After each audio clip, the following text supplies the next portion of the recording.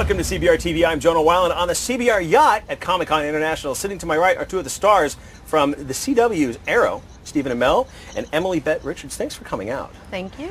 All right, Stephen, look, I don't like going to the gym. I hate going to the gym. I freak out about the gym. I don't like going to the gym. I wake up in the morning, it's like, oh God, do I have to go to the gym today? No, I don't want to go to the gym. You have to do it every day. I know that because of the show, but forget that. You have one of the most demanding jobs on television, if you ask me. Would you agree with that? Yes, I would. One of the most physically demanding. I would put my schedule for a season up against anybody. Yeah. Like a throwdown. We'll have a third-party competition. Actually compute the amount of hours and the amount of preparatory time, et cetera, that I put in. I will put it up against anybody. Because, look, I wake up some mornings like, I'm not going to the gym. You don't have a choice. The gym is your job. Yeah, no, but how do you gear yourself up, though? Because it's my job. Okay. And because I have a massive and ever-present fear of failure. Do you really? And I'm incredibly competitive. She has heard me drop super loud F-bombs and other bombs that I'm not even comfortable explaining what they are. We drop a lot of bombs. A lot of bombs are being dropped because I want everything to be great all the time. Okay. We actually had a scene, by the way, this doesn't happen very often, but we had a scene on, it was last week, it was during the first episode, and we were unclear about something, and sometimes when you have a lot of background in a scene, it's tough to keep them quiet. Sure.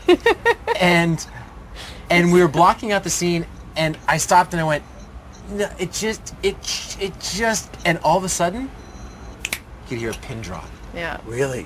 Yeah, so so he's a little scary. Dead quiet. No, not scary. It was just. Well, really... they wanted to hear what I was going to say. Yeah, they wanted to know if he was going to be scary. Oh, okay. They were waiting. They were all looking at each other, going like, yeah, they were waiting for a scandalous diva moment. Yeah. Throws his water bottle at the camera. Shoes are coming off.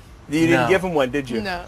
No, I always want. I'm on set every day, and when I was a kid growing up, I would sit and I would read the sports section. And I was most interested in statistics in the standings. Mm-hmm. Like I would know the batting average leaders, and I would have this encyclopedic knowledge of that.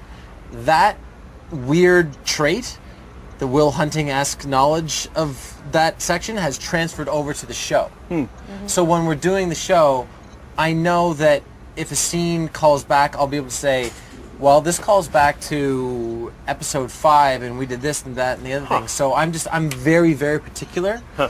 And sometimes when you're rushing through a day, sometimes things grind to a halt. And that's perfectly human. You know, it's funny you mention that because I was talking to my staff earlier. I said, you know, it'd be kind of fun if we just did a trivia thing to see how well they know their characters. And I think you'd win. You would win at Arrow Trivia. That's correct. Well, yeah. Emily, let's talk about your character. You have to be able to win at your own character. You should be able to win. I can win at your character too. You'd be surprised how many TV people.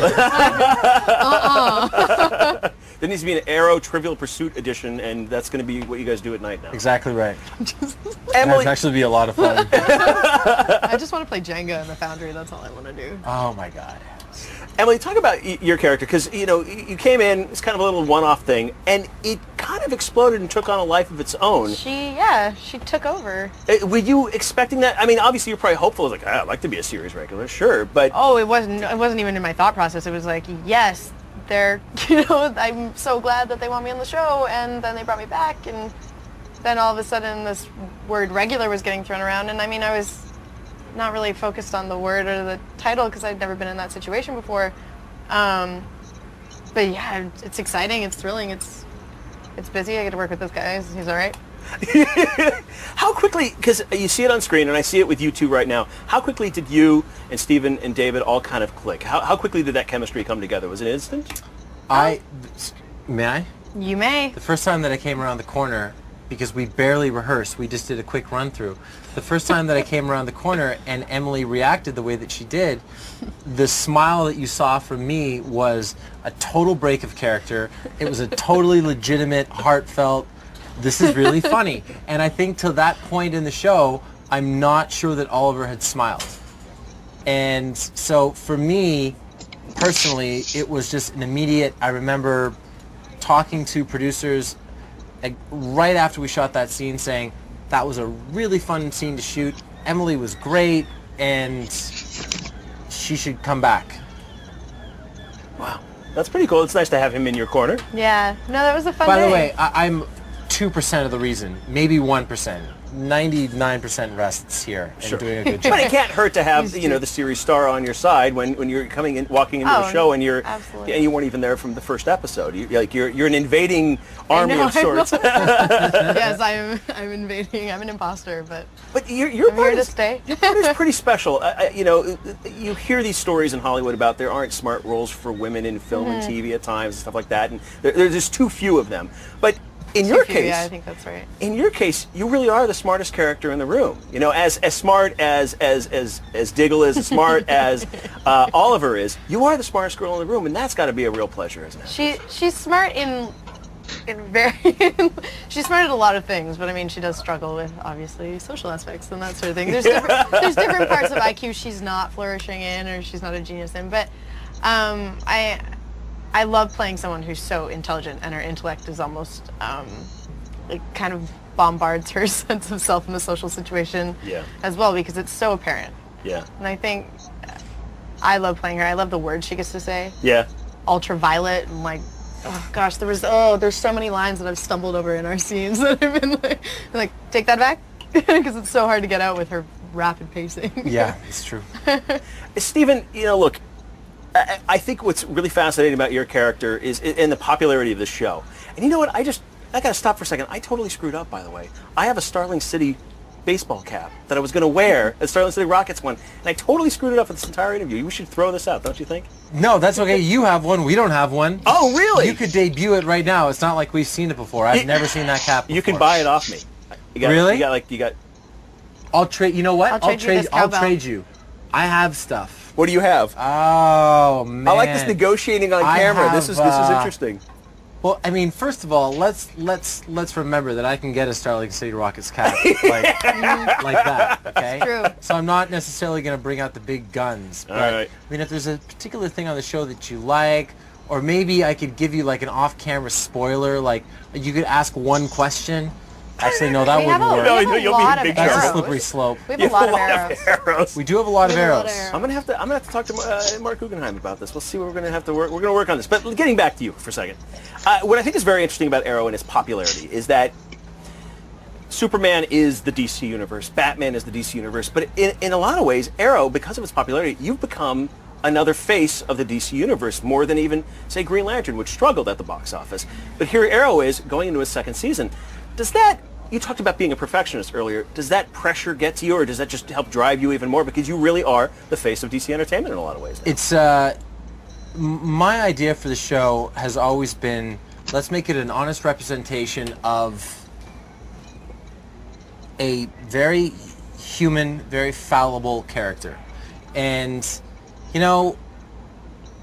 I try to bring that into work every day. I try to have fun with every scene. I try to play every scene without ego. I try not to... My favorite part of season 1, reading, it wasn't my favorite scene to shoot because it hurt, but one of my favorite scenes to read was when the Dark Archer just kicks the crap out of me in episode 9. Yeah, great stuff. Because that was the promise of the pilot.